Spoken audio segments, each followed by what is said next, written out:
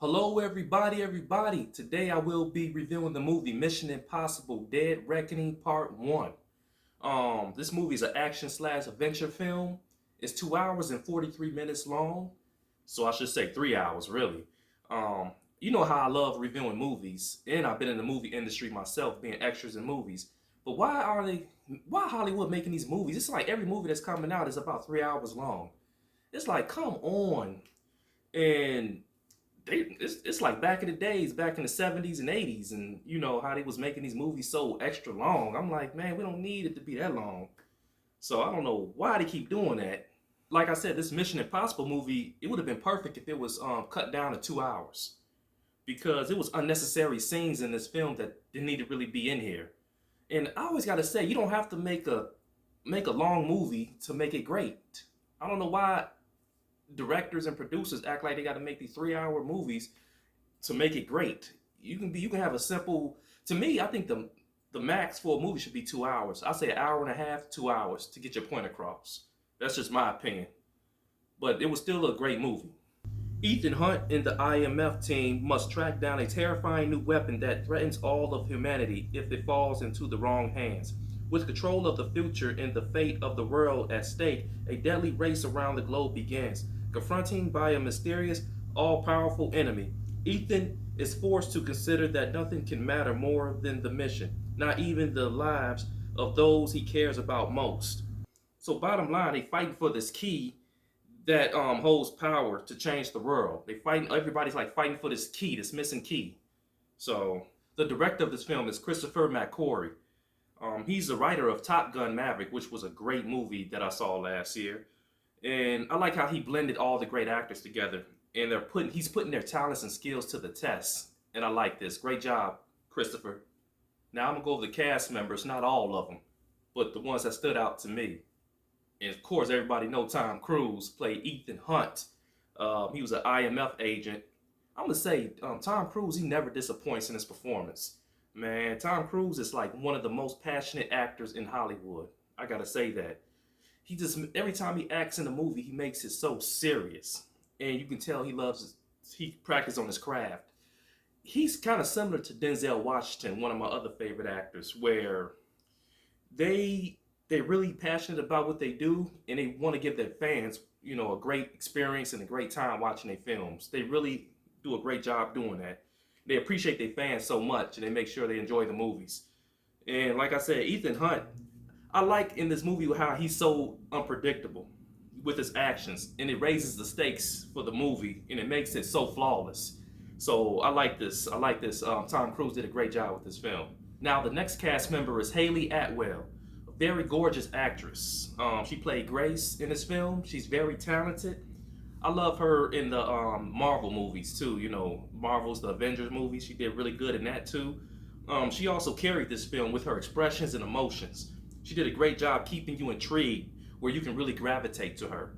So, great job, Haley. The next cast member, Ving Rhames. Man, I grew up on his movies. Great actor. I don't even know what else to say. He did, even though he had kind of a small part in this film, he did a great job. Good job. Great to see him in this film. The next member is Pom Klementieff. She was a badass in this film. I like her. She played the assassin. And even though she was a villain in this film, you kind of felt bad for her. It's like you kind of wish she wasn't against you. You wanted to protect her.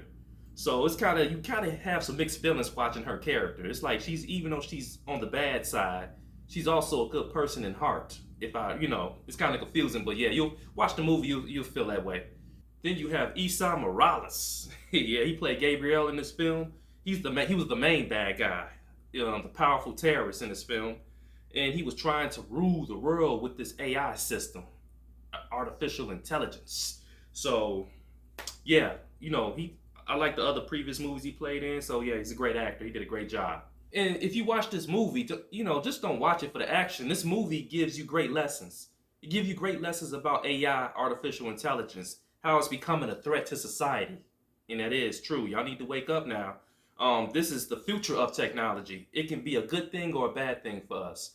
So when you watch this movie, it's giving you the future basically, and it's teaching you great lessons. Now this film will keep you on the edge of your seat. It will. I like the choreography. The big action scenes was top notch, which elevates the movie. I like the explosions, of course, a little bit of CGI. I like the special effects, the shots and camera angles. I like the stunts. The stunt work was excellent in this film. It gives you a very cinematic feel. I gotta say, Tom Cruise, he always goes above and beyond in his films. The guy's what, about 61 years old, putting his life on the line. Just to appease his fans, to give them the best experience possible. I like that. That's very amazing. And I like a lot of actors too, man. There's a lot of actors out here that did their own stunts. Like I used to watch Jackie Chan. Jackie Chan, he was good doing his own stunts. He had Bruce Willis. What's that other actor I like? Van Damme. Who else? Bruce Lee. So you have a whole bunch of them. But Tom Cruise, I think he's a top-notch guy when it comes to doing his own stunts. Man, he really be putting his life on the line. I had two favorite scenes in this film.